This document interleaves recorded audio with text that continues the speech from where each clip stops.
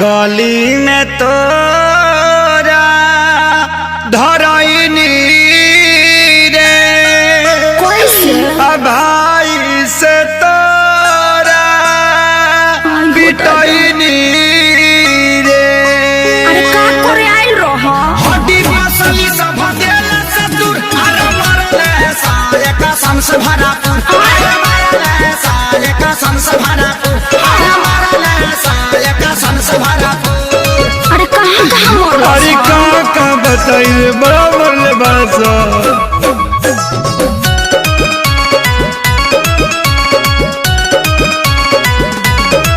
मुँह खोला होट बलेटवा खिया दी अब नया राजा हरदी पिया दी। ढेर पालिश नहीं झरला पानू न गारा बात मीठा मीठा जानी कारा।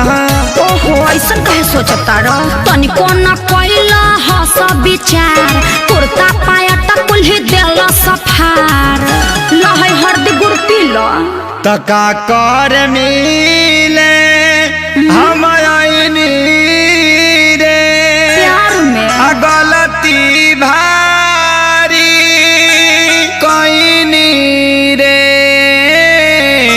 चुप रहो सब ठीक हो जाई।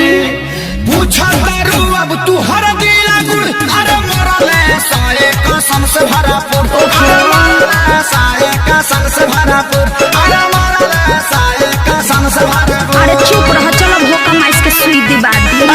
वो कौन सुई है? दुख हरनी सुई। अच्छा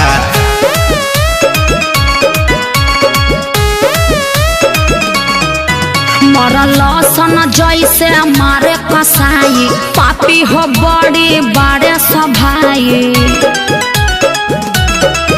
जनता रे खेसारी सभन के सब खेला है बचन के माने के नहीं मोहब्बत में हार ठीक नहीं कोइला सभाई हमार।